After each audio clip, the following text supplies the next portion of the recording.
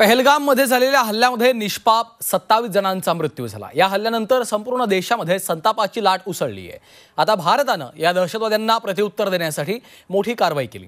काश्मीर खोऱ्यातील 3 संशयित दहशतवाद्यांची घरं भारतीय लष्कराने उद्ध्वस्त केली आहेत।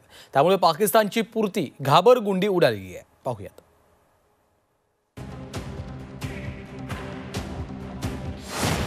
भारतीय लष्कराचा दहशतवाद्यांना दणका। 3 दहशतवाद्यांची घरं उद्ध्वस्त। भारताच्या कारवाईनं पाकिस्तानची घाबरगुंडी।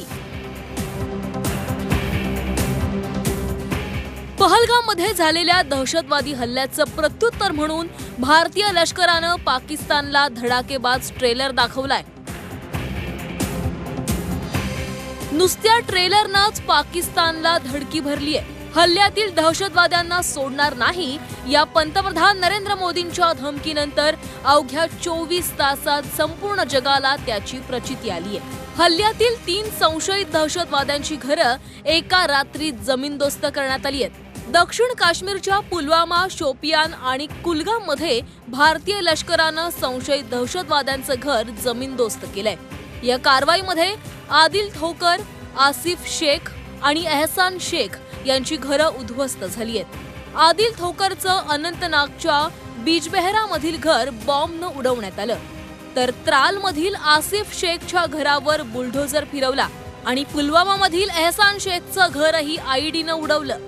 जो लश्कर के कांटेक्ट में जो आतंकी थे, एहसान उल हक उनका जो आवास है उसको ध्वस्त कर दिया गया है। ये देखेंगे चप्पे चप्पे पर जहाँ तक आप नज़र पसारेंगे वहाँ तक आपको ये ध्वस्त एहसान उल हक का मकान नज़र आएगा। देखिए जिस वक्त ये यहाँ पर ब्लास्ट हुआ है उससे आसपास के मकानों में क्षति आई है तो लोगों में आक्रोश है। लेकिन ये देख लीजिए यहाँ पर हालांकि एहसान उल हक नहीं मिला है। उसके बारे में जो जानकारी ये है कि वो लश्कर से कॉन्टैक्ट में चला गया था। आदिल ठोकरवर दहशतवाद्यांना मदत केल्याचा आरोप आहे, तर एहसान पाकिस्तानी लष्कराच्या संपर्कात होता अशी माहिती मिळाली आहे। काश्मीर खोऱ्यात झालेल्या एवढ्या मोठ्या कारवाईनं स्लीपर सेलचा मुद्दा पुन्हा एकदा चर्चेत आलाय। आदिल पाकिस्तानी तर आसिफ आणि एहसान काश्मीर खोऱ्यातीलच असल्याचं कळतंय। एहसानचं पुलवामा शहराच्या मध्यभागी आलिशान घर होतं। तळघरात देशविरोधी कारवायांचा कट रचला जायचा। एहसाननं पाकिस्तानी लष्कराकडून प्रशिक्षण घेतल्याचे अनेक पुरावे सापडले। काश्मीरी तरुणांच्या भरतीची कागदपत्र देखील या तळघरात आढळून आली। परदेशी निधीचा पुरवठा होत असल्याचाही संशय आहे। एहसानचा भाऊ आणि वडील यांना तपास यंत्रणांनी चौकशीसाठी ताब्यात घेतलंय।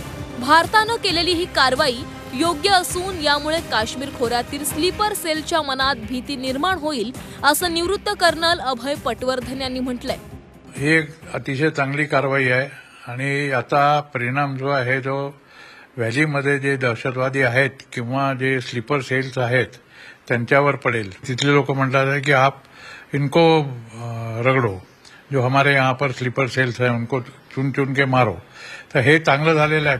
भारतीय लष्कराच्या या कारवाईमुळे काश्मीर खोऱ्यातील दहशतवाद्यांना मदत करणाऱ्या स्लीपर सेलचे धाबे नक्कीच दणाणले असतील।